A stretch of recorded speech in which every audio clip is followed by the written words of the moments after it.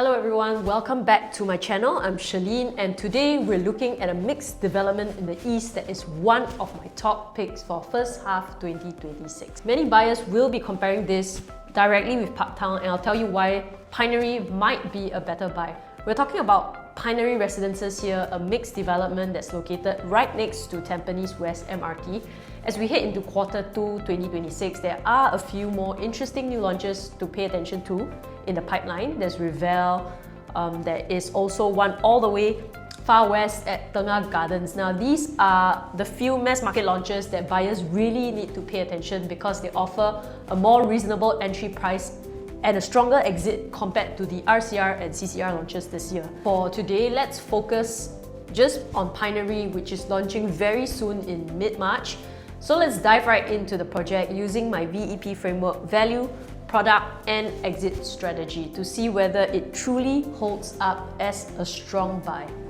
Now let's start at the product, looking at land size, facilities as well as the developer. Now in Tampines, it's extremely important to have a decent or rather a large land size because you're targeting families. So Pinery sits on over 250,000 square feet of land, and usually in the OCR areas, sizable plots tend to age better. Larger land parcels usually allow for better space, better site planning, and that has stronger long-term appeal in the resale market. A really good example will be the mega development Treasure at Tampines with a massive plot of 650,000 square feet and 2,200 units. Now, Treasure at Tampines has performed very well even though it's nowhere near the MRT. So you can really see the strong demand from upgraders in the Tampines area. In terms of density, I think Pinery with 588 units, it might actually feel more comfortable, but you still have access to full condo facilities. Developer-wise, Hoi Hub and Sunway, they are very experienced developers in Singapore. They've also been involved in a couple EC projects. So what I realized that actually developers who also build ECs, they tend to build very practical layouts. They tend to have site plans that cater very largely to the upgrader buyers and families. In terms of location, MRT and amenities, now this is a mixed-use development, slightly different from Parktown that is integrated, fully integrated with bus interchange and MRT, but more or less actually they are similar in the sense that for Pinery, you also have shopping mall below. You want shopping mall, it's there. You want supermarket, you have it. You want MRT at doorstep, you have it. There's food court below you, and there's even a childcare center. So I think it doesn't lose out in any aspect of that. Essentially, you have the convenience of an integrated lifestyle. What's interesting is that while on paper, Parktown's retail or commercial space might seem bigger, it actually includes the community spaces there as well. So over at Pinery, although you do include the childcare, the supermarket, alright, but potentially that 130,000 square feet of space might be comparable or maybe even slightly more than at Parktown. So with estimated 60 retail shops and restaurants, this is like a legit mall. Okay, if you need a reference point, if you've seen Lentor Modern that just TOP'd this year, this one is about 30% bigger than the retail space that you see at Lentor Modern. Okay, so the commercial mall here will also be managed by CBRE. So you should expect good quality tenants, not like the kind at Junction 9 in Yishun. No hate to Yishun, I used to stay there.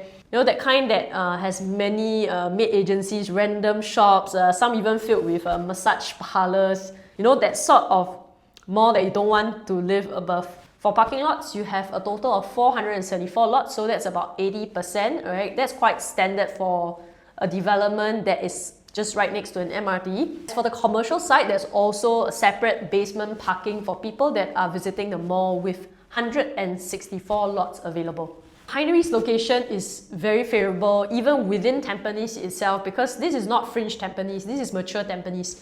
You have your Tampines Round Market, you have coffee shops, you have access to amenities in the surrounding heartlands, the surrounding BTO clusters, and it's literally the best of both worlds, I feel. It's not crazy crowded like Tampines Central where you have all the huge malls over there. You take half an hour just to reach the car park there. On top of that, this location will also attract those families who are averse to the Tampines Avenue 10 location. I'm talking about that stretch with Q Bay, with Santorini, Tapestry, Alps. Now, there are many families looking to upgrade, and initially they always consider that area because of the 1 km to St. Hilda's Primary. But that part of Tampines isn't exactly the most accessible. You know, everywhere in Tampines is convenient, you have access to amenities except for this area here, right? So over here you have 1 km to St. Hilda's, and I think that overall this is a more favoured location, even more so than the new Tampines North area. Okay, of course, Tampines as a whole is an area that is very well served by public infrastructure. There are 3 MRT stations serving this one estate. You have the main Tampines MRT on the Green and Downtown line. You have Tampines East, Tampines West on the Downtown line. On top of that, you have the upcoming Tampines North MRT on the Cross Island line.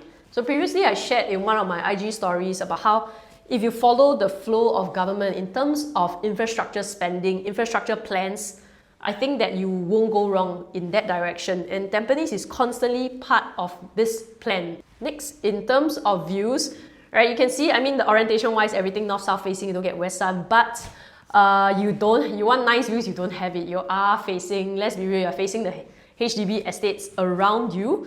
Okay, but I mean, nobody buys Tampines for views lah. If you want some greenery, you can walk over to Bedok Reservoir, which is also another plus point, and I think it should be a nice 15-minute stroll over.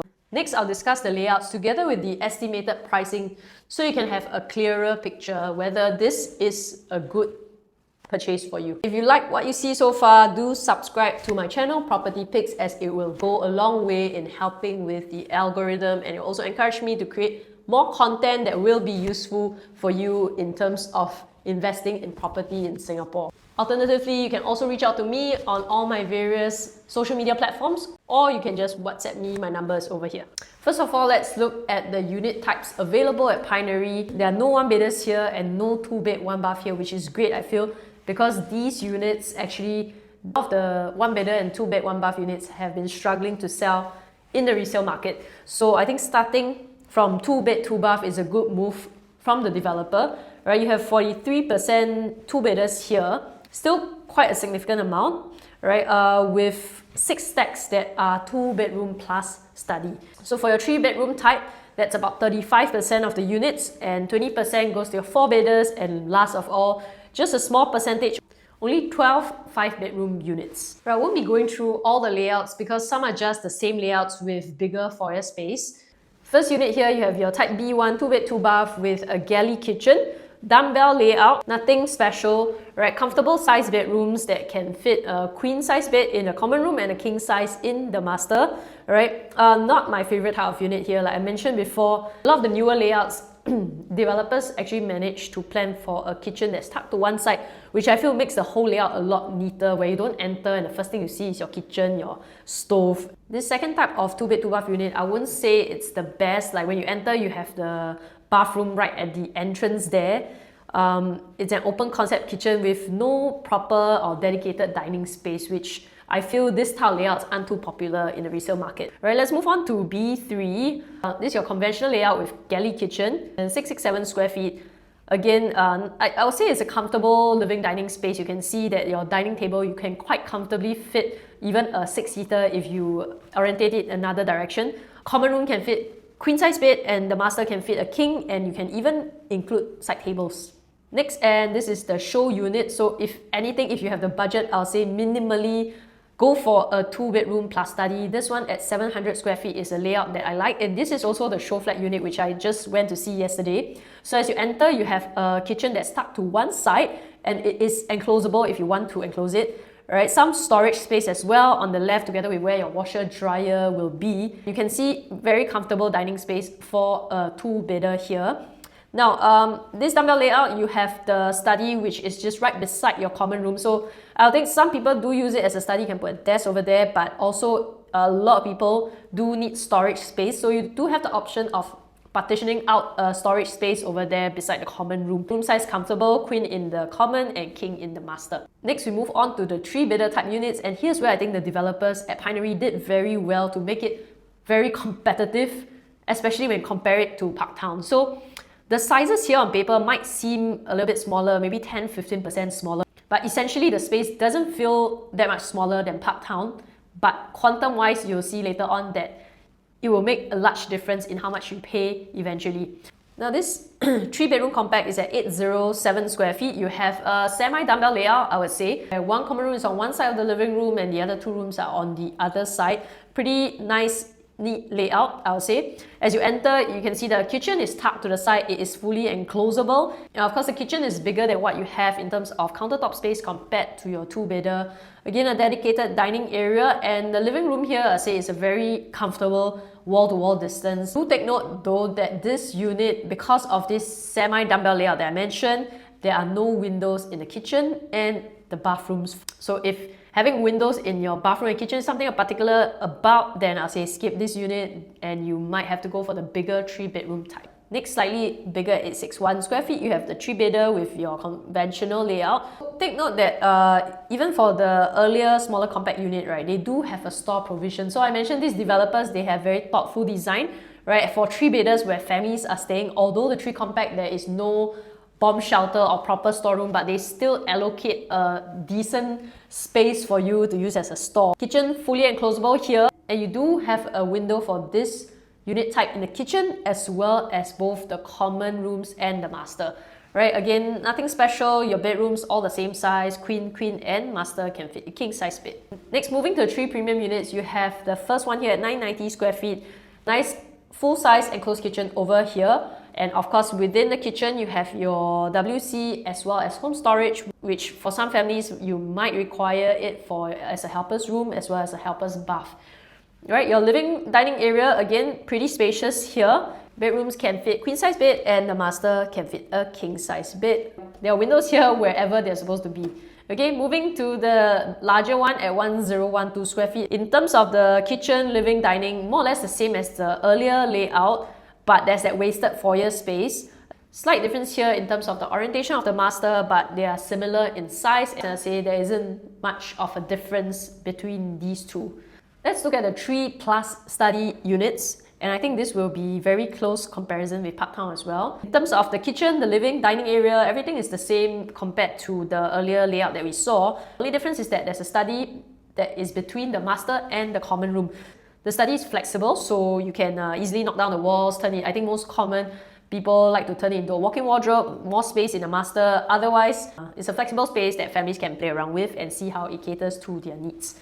Moving on to the 4-bedders, I think these will be very popular among upgraders in Tampines. Unit type actually quite similar in terms of the kitchen, the WC, but instead of a home shelter here, you have a storage, a flexible storage. If you want more space in your living dining room, you can easily convert it, you can knock down the walls. Otherwise, the store can, also be converted into a study area, turning this into a 4 plus study, right? So entirely up to you. Good thing is that you have that option. Next, we have the 4 plus study, 1195 square feet. Now, I do like this unit because of the living room. It kind of creates a landscape layout over here. If you knock down the study, if you don't need so many bedrooms, then I think it's pretty nice to have a very luxurious living room there. You can even put both your sofa and dining table along that stretch parallel to your balcony. Let's look at the pricing. The land at Tampines West was sold at 1004 PSF per plot ratio with a total of 6 bidders. So this is quite healthy competition, right, with the number of bidders. It shows that there's strong demand from developers for this particular plot of land.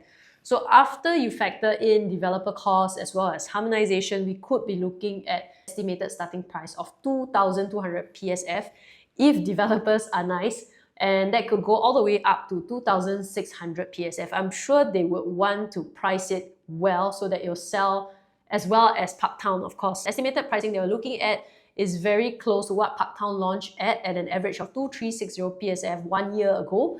But we'll see later on how much that difference translates when you calculate quantum. Especially with Pinery units, they are slightly smaller and more efficient, so you really see or feel the price difference in your quantum.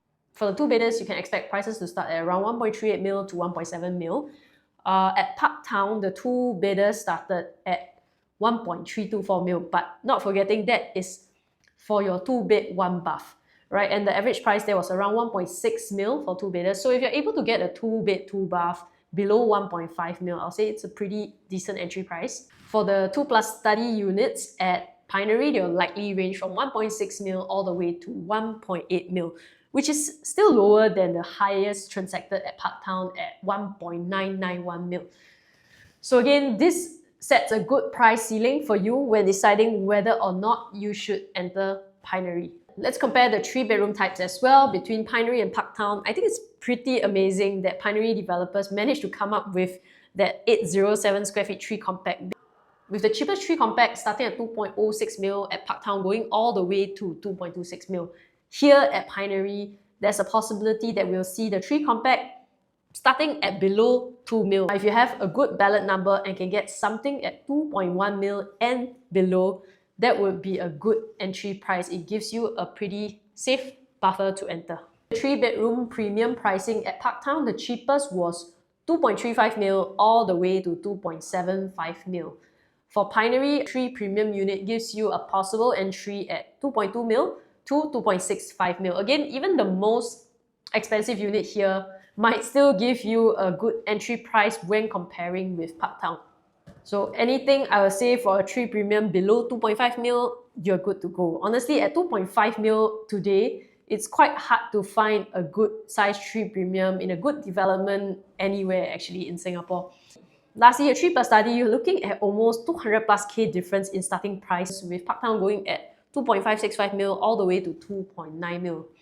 For Pinery, we are likely looking at 2.35 mil to 2.7 mil. What's interesting here is that for a 3-bed plus study at Parktown, you could possibly get a 4-bedroom compact at Pinery Residences, and I think it's a no-brainer to enter the 4-bedder instead of the 3 plus study.